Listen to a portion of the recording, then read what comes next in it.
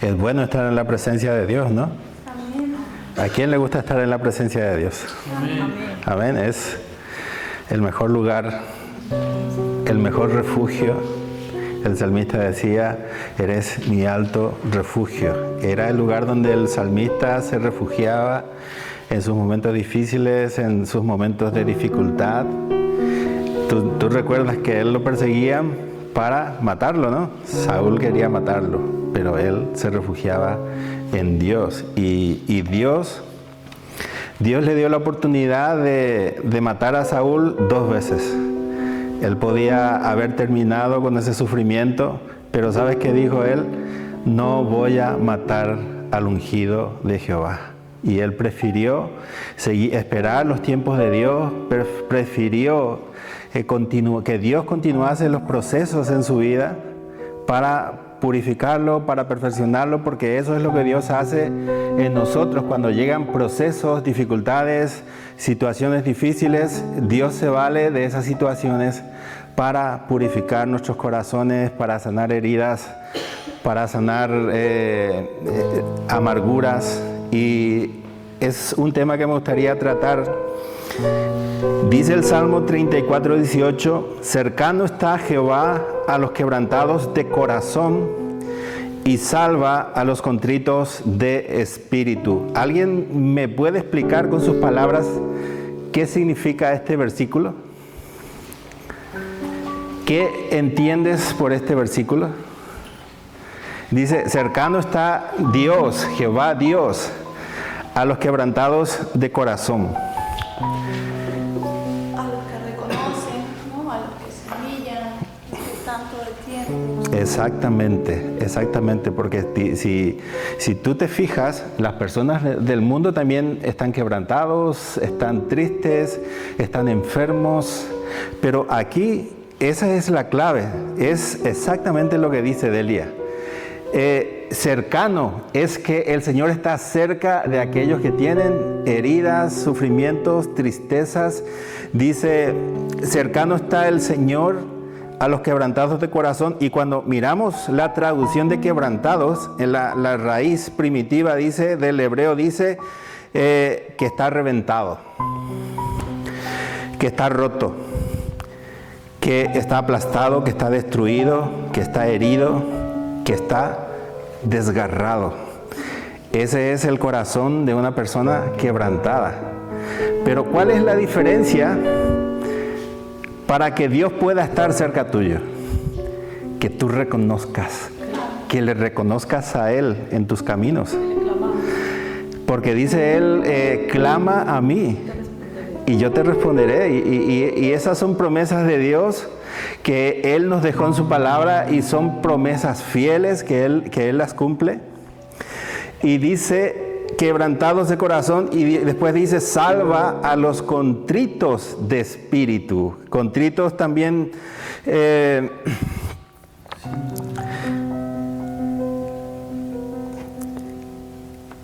contritos también en la traducción significa aplastado.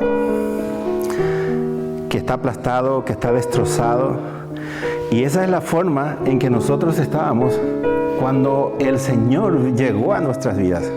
No fuimos nosotros que llegamos a Él. Él fue el que vino a buscarnos. ¿Te acuerdas que Él dijo, dejó 99 y fue a buscar a quién? Al que se perdió. Y Él es el que viene. Tú estabas perdido en lo más profundo de la oscuridad y Él dejó ese redil del 99 y Él fue a buscarte en ese lugar, en este pozo, de lo más profundo del pozo. Él nos sacó a su luz admirable.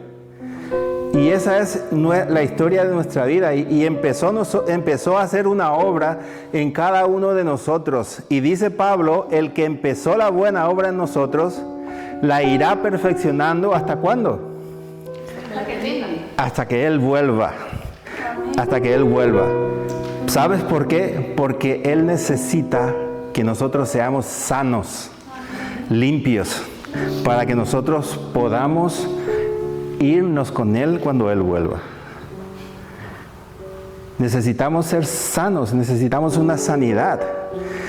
¿Tú te acuerdas en Pentecostés uno de los dones era la sanidad, ¿no? Y dice, y tenían dones de sanidades, en plural, sanidades. Porque no necesitamos solamente sanidad física, sino también sanidad del corazón. Esa es la parte más importante para nosotros, porque es esa parte lo que va a permanecer por la eternidad. Y Dios necesita sanar cualquier herida que haya en ese corazón para que nosotros podamos disfrutar de esa eternidad. Si yo tengo una frustración, una amargura en el corazón, yo no puedo estar en una eternidad con Él. Yo necesito ser sano. Yo necesito esa sanidad en mi corazón. Y yo quiero que veamos lo que es la diferencia entre lo que es el alma y el espíritu. Un significado, una definición, lo que me dice la inteligencia artificial de lo que es el alma. El alma es en el hebreo el nefes. Dice, comprende la mente, las emociones, la voluntad y la personalidad. Esa es la parte del alma. Lo que nosotros conocemos, lo que la Biblia se refiere al corazón, esa es la parte del alma. Lo que nosotros pensamos, nuestros pensamientos, nuestro carácter, nuestra actitud, esa es la parte del alma. Y después dice el espíritu es el ruat. Y esa es la parte, dice la definición, es la parte inmaterial que permite la relación y comunión íntima con Dios. Es la parte, el espíritu es la parte que conecta mi alma. ¿Con quién? Con Dios. El espíritu es lo que conecta mi alma con Dios. Dice Pablo, y el espíritu clama a nuestro espíritu que somos hijos de Dios. ¿Sabes? Hay una conexión entre espíritu y alma. O al revés, entre el alma y el espíritu. Para que el alma tenga vida, el espíritu tiene que estar activo, tiene que tener una comunión con Dios, una relación con Dios. Si mi espíritu está muerto, mi alma está muerta. Yo seguiré pensando, seguiré teniendo una personalidad, un carácter, una actitud, pero esa alma está muerta delante de Dios. ¿Por qué? Porque ese espíritu está muerto. No tiene ninguna relación con Dios.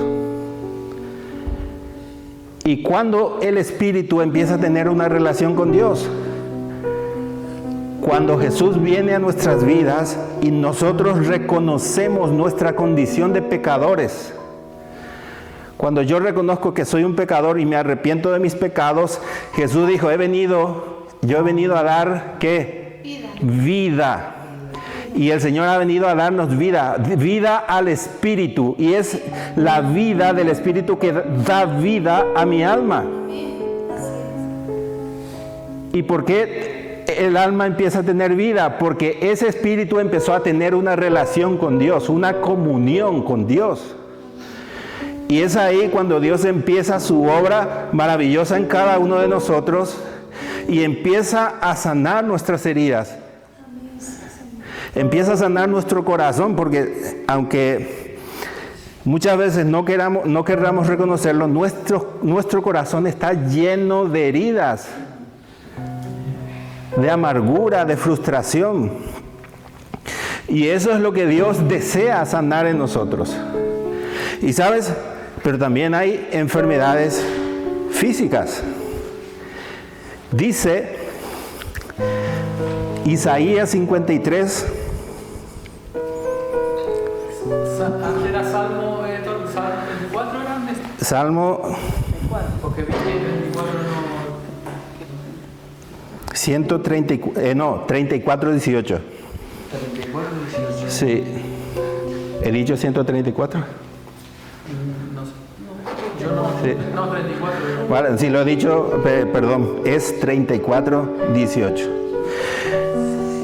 Y vamos a Isaías 53.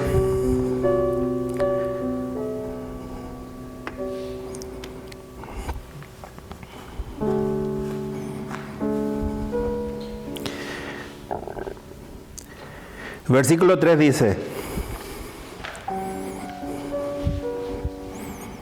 no, el 4 dice, Isaías 53, 4 dice, ciertamente llevó Él nuestras enfermedades. Él se llevó, cuando Él murió en la cruz, Él se llevó nuestras enfermedades. Estamos hablando de enfermedades físicas. Enfermedades físicas. Y fíjate en lo que dice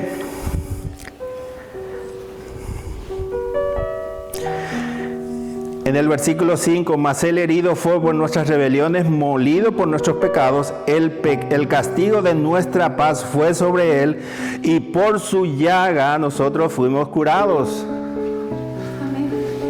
Allí estamos hablando de dolencias del alma, del corazón, heridas del corazón, que el Señor también se los llevó en la cruz, pero Él necesita empezar un proceso en cada uno de nosotros para empezar un proceso de sanidad en el corazón. Un proceso de sanidad en el alma, en lo más profundo de nuestro ser. ¿Por qué Él necesita hacer eso? Porque Él necesita perfeccionarnos a cada uno de nosotros. Él quiere que tú seas perfecto como Él. Dice Jesús, sed santos como mi Padre es santo. Y eso es lo que Él desea para cada uno de nosotros, una sanidad, que llevemos. La Biblia me habla de una plenitud. Y Dios nos quiere llevar por ese sendero, por ese camino, a la plenitud de nuestra vida, la sanidad en el alma. Yo no quiero confundirte diciéndote que el Señor te va a sanar de tu enfermedad física, porque puede que el Señor no te sane de tu enfermedad física, pero sí las enfermedades del corazón es el deseo de Él que nosotros seamos sanos. Y sabes, muchas veces las enfermedades físicas tienen mucha relación con las enfermedades del corazón. Pueden ser consecuencias del pecado, consecuencias de algún trauma que hayamos tenido en el pasado, alguien nos haya ofendido, abusos sexuales, todo tipo de cosas, de situaciones difíciles que hayamos padecido en nuestra vida anterior, pueden causar una herida en el corazón, y esa herida en el corazón puede causar una enfermedad física. Pero Dios quiere sanarnos. Pero ¿sabes? Él también tiene el poder de sanar una enfermedad física. Allí ya entra la fe que uno tenga. Porque al que cree, todo le es posible. Si yo creo que Él me puede sanar, Él me puede sanar. ¿Sabes? Pero a lo que yo quiero ir, a lo que yo quiero llegar es que nosotros necesitamos poner nuestra mirada en lo que es abstracto, en lo que es invisible, en el corazón. Esa sanidad en el corazón. ¿Por qué? Porque aunque tú tengas una enfermedad física, en los caminos del Señor, Él te ayudará a sobrellevar esa enfermedad. ¿Tú te acuerdas de Pablo? Él decía, 3 veces le pedí al Señor que me quite esto, que me saque esta enfermedad, y el Señor le respondió, bástate mi gracia. Y es su gracia la que nos sostiene en los momentos de enfermedad, de dificultad física. Pero a lo que voy, lo que hoy me importa, lo que yo quiero que tú comprendas, es que es mucho más importante esa sanidad en tu corazón. Porque cuando el Señor empieza a sanar tus heridas dentro, Él te va a usar a ti, Él va a usar tu experiencia, Él va a usar esa situación en tu vida para ayudar a otras personas a alcanzar esa sanidad. Amén. Él te prepara, te sana, te libera, para ayudar a otras personas en la misma situación, para bendecir a otras personas. Eso es lo que Dios quiere para nosotros, que tú seas, que Él te bendiga a ti con esa sanidad y que tú seas bendición para otras personas, para que otras personas puedan alcanzar esa sanidad en sus vidas. Y dice, quiero que vengas conmigo a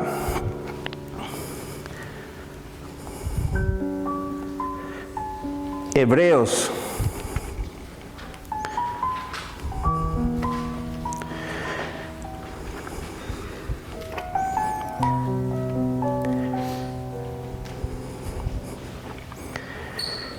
Hebreos 15, 12.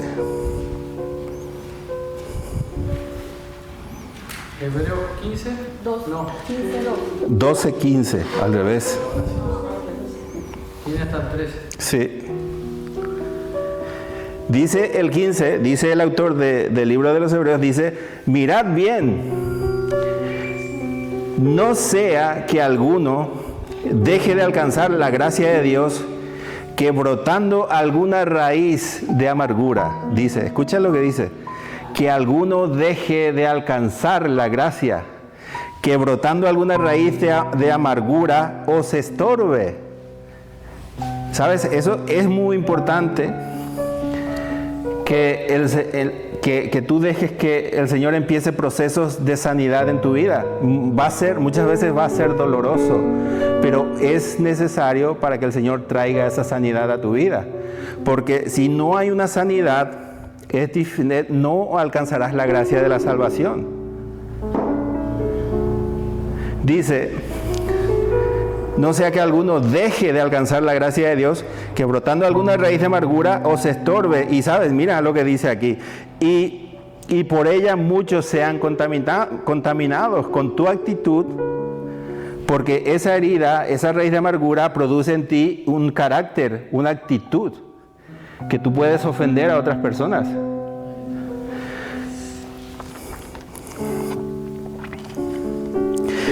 Cuando vamos a la raíz, al griego de amargura,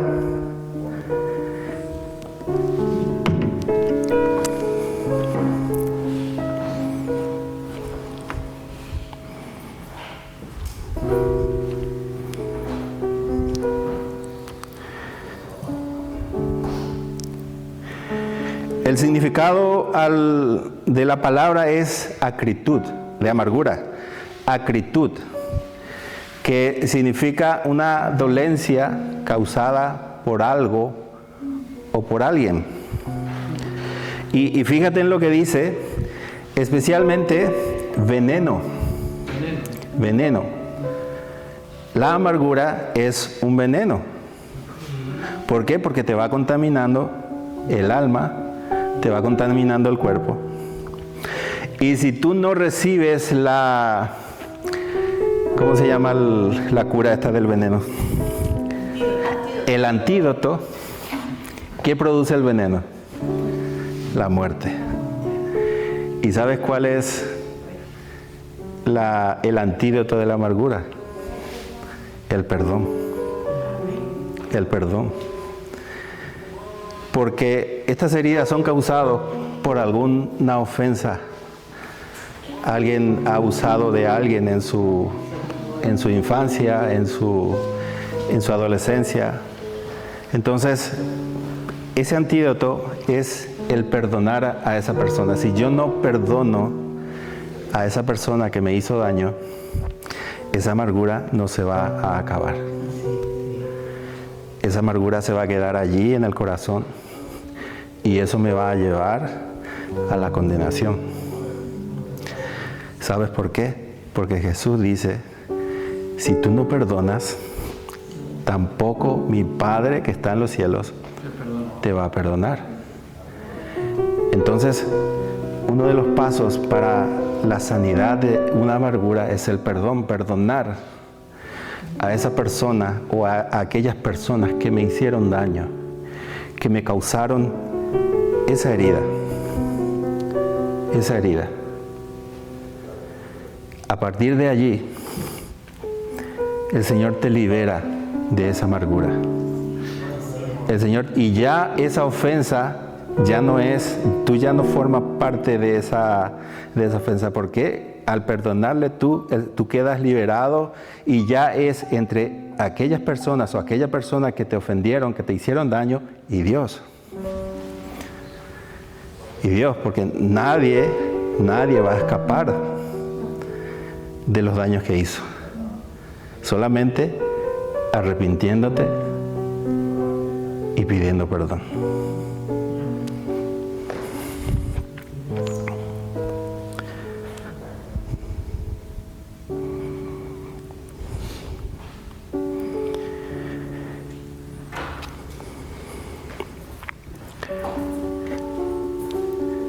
Dice, cercano está Jehová a los quebrantados de corazón. Recordemos que corazón es lo que conocemos el alma, ¿no? La parte pensante, la parte de la voluntad, la parte del carácter, de la actitud. Esa es la parte del corazón. Y después dice, y salva a los contritos de espíritu. Espíritu es la parte que me conecta con Dios, que conecta mi alma con Dios. Y fíjate, quiero que vengas conmigo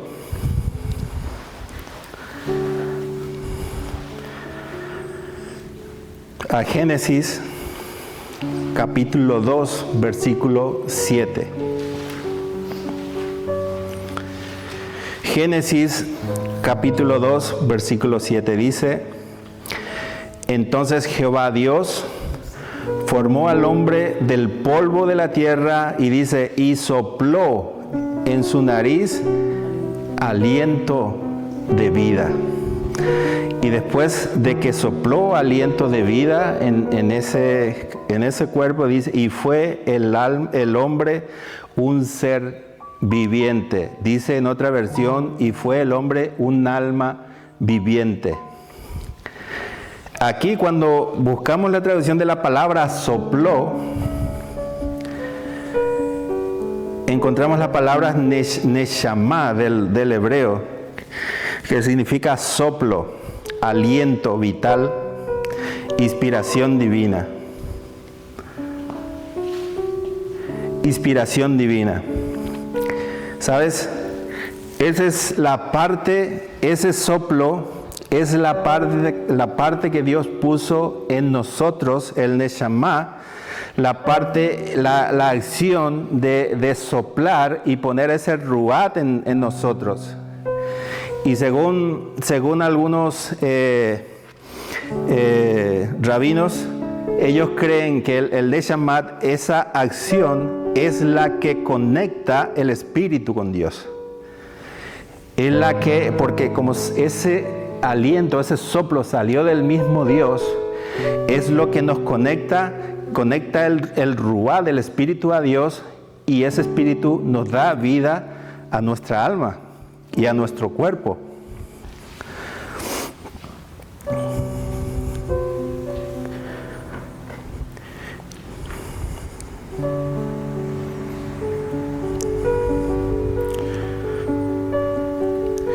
Dice en el Salmo 147:3, Él sana, volvemos a hablar aquí de quebrantados, Él sana a los quebrantados de corazón, y dice, y venda sus heridas. Y venda sus heridas. 147:3. Aquí dice, Él sana. La traducción de esta palabra, ¿sabes qué significa? Remendar, coser. Y esa herida, ¿qué es lo que queda de esa herida? Cuando tú tienes una herida, se queda una cicatriz. Que la cicatriz significa de que ha habido sanidad en ese lugar. No es que Dios te sana y desaparece todo, sino se te queda una cicatriz. A Jesús se le quedaron las cicatrices, ¿no? En las manos, en los pies. Y en nuestro corazón también Eso seguramente lo veremos cuando estemos allí. Las heridas que el Señor cicatrizó en nosotros. Esas heridas que en su tiempo nos dolieron, nos causaron frustración, amargura, y que Él trajo esa sanidad, y la señal de esa sanidad son las cicatrices que deja esa herida.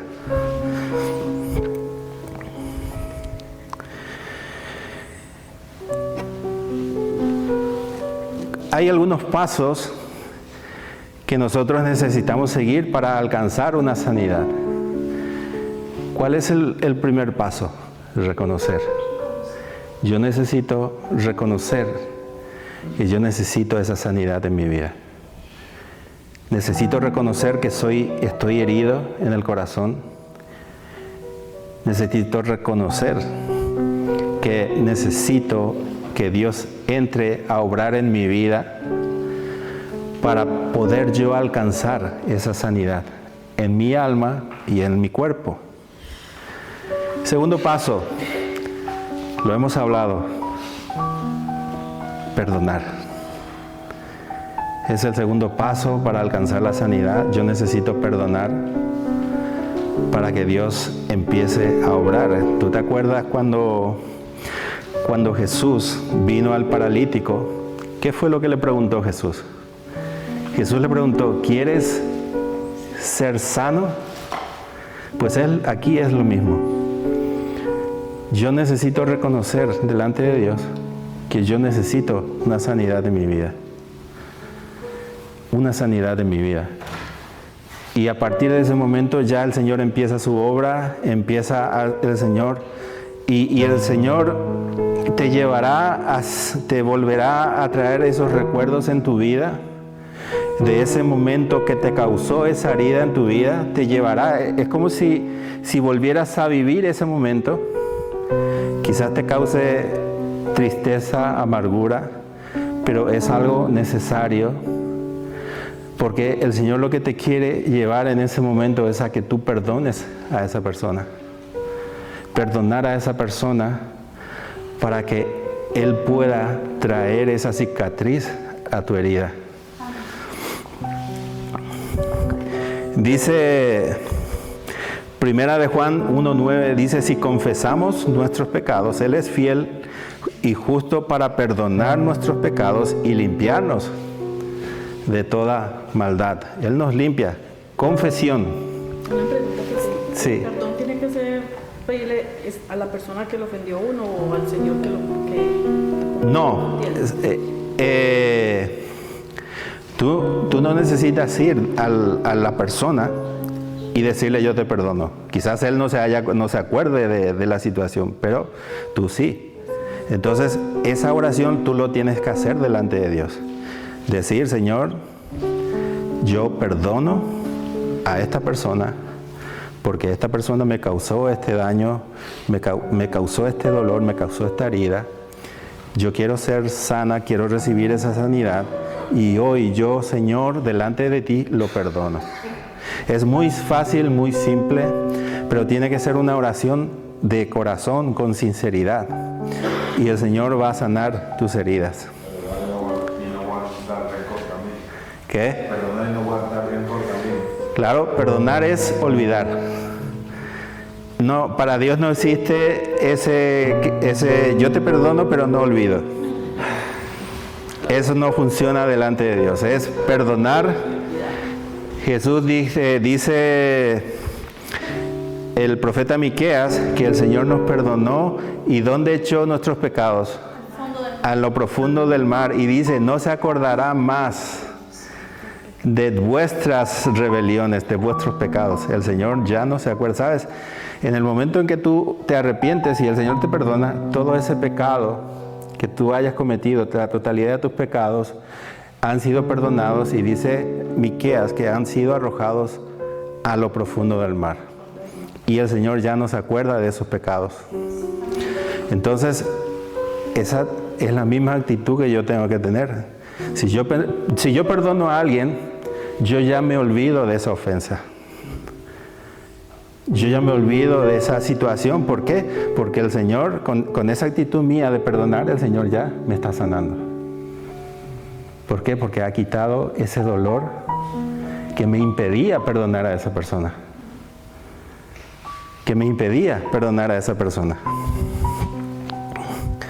Dice, perdonar es crucial para liberar de amargura, rencor, odio. Perdonar soltando a quien hirió. Sí. ¿Sanar primero y después perdonar? No. Es que para poder perdonar primero tienes que sanar, porque si tienes la herida, te va a costar perdonar. No sé, yo pregunto. Es en los procesos de Dios, esa situación te va a causar dolor.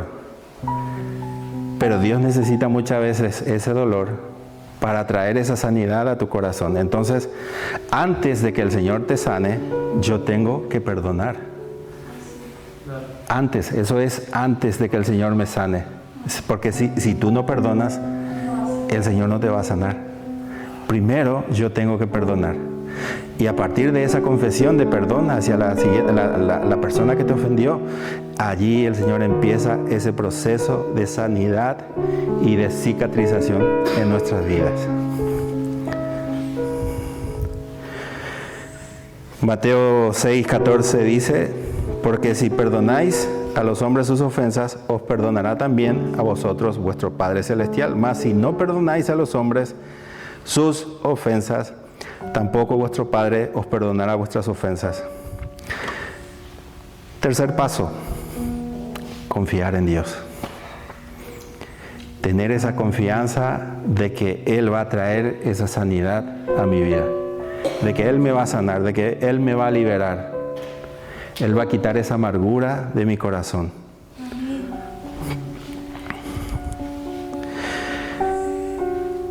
Dice Marcos 11:22, dice, respondiendo Jesús les dijo, tened fe en Dios, porque de cierto os digo que cualquiera que dijere a este monte, quítate y échate en el mar.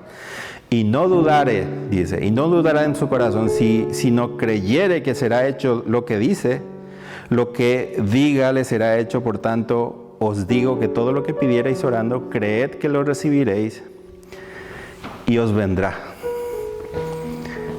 Es una promesa de Dios que si pedimos con fe, vendrá, llegará. Allí también se cumple en nuestra vida cuando Jesús dice, buscad primeramente el reino de Dios y todo lo demás llegará solo. El Señor, es que este proceso de caminar con Él no lo hacemos solo.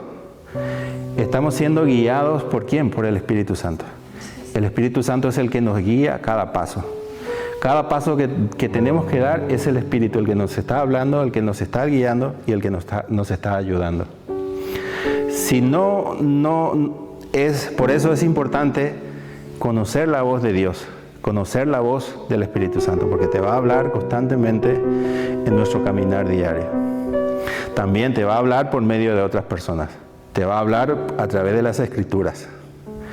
Dios te va a hablar de muchas formas, entonces es importante yo aprender a reconocer que es Dios el que me está hablando. Porque voces vamos a escuchar muchas en nuestras cabezas, en nuestras mentes.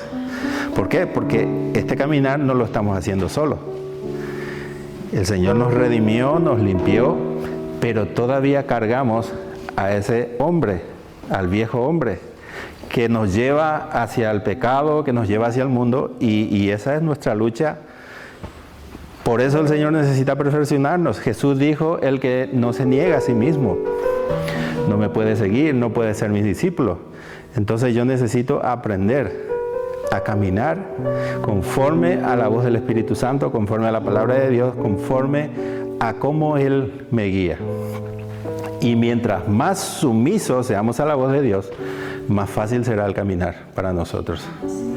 ¿Por qué? Porque Él nos va a guiar, Él te va a guiar en cada paso que des. Él es el que te va guiando y el que te va ayudando en todo momento. Y Él es el que trae paz en tu corazón. ¿Por qué necesitas paz? Para tomar buenas decisiones. ¿Sabes? Porque si hay un cúmulo de voces hablando voces hablando en tu corazón. ¿Cómo puedes tomar una decisión acertada si una voz te dice una cosa, otra voz te dice otra cosa? Entonces es importante, dice Filipenses, dice la paz que sobrepasa todo entendimiento, dice, guardará, dice, vuestros corazones y vuestros pensamientos. Es esa paz la que tú tienes que tener en tu corazón, porque es esa paz la que te va a guiar, la que te va a ayudar a tomar buenas decisiones en los caminos de Dios.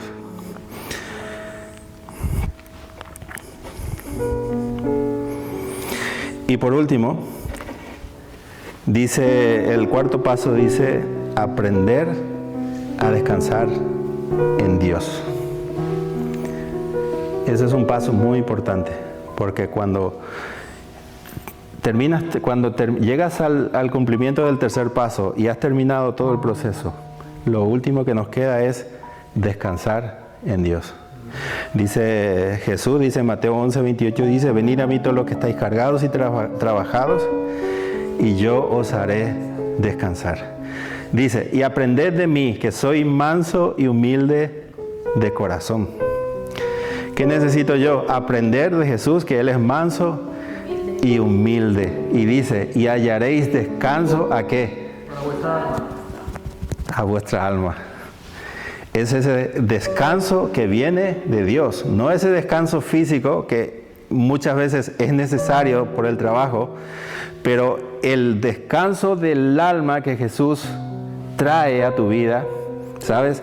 No tiene igual, porque es una sensación de paz que llena tu vida, que llena tu corazón y también, ¿sabes? Llena tu casa. Porque esa paz, cuando tú estás lleno de la paz de Dios, y cuando decía el salmista, en uno de los salmos decía, caminaré en la integridad de mi casa. Cuando nadie me ve, cuando estoy en casa también tengo que ser íntegro. Entonces, cuando tú vives de esa forma, esa paz se posa sobre tu casa. Y las personas que entran pueden sentir esa paz, pueden sentir esa calma. Una persona que está agobiada, afligida, llega a tu casa y ¿sabes qué es lo primero que va a sentir? Esa paz que posa sobre tu casa. ¿Te acuerdas que Jesús, cuando envió a sus discípulos y dijo, si os recibiereis, vuestra paz reposará ¿sobre dónde? Sobre esa casa. Es muy importante esa paz. Y si no, volvería. Claro, y si os rechaza, esa paz vuelve a nosotros. Porque esa paz te pertenece a ti. ¿Sabes? Es algo, dice la Biblia, que es mejor dar que recibir. Y en ese momento, cuando tú vas a compartir el Evangelio a una casa, tú estás y te reciben, estás compartiendo la paz que el Señor te dio. Esa paz que recibiste de Dios, una parte de esa paz se queda en esa casa. Amén.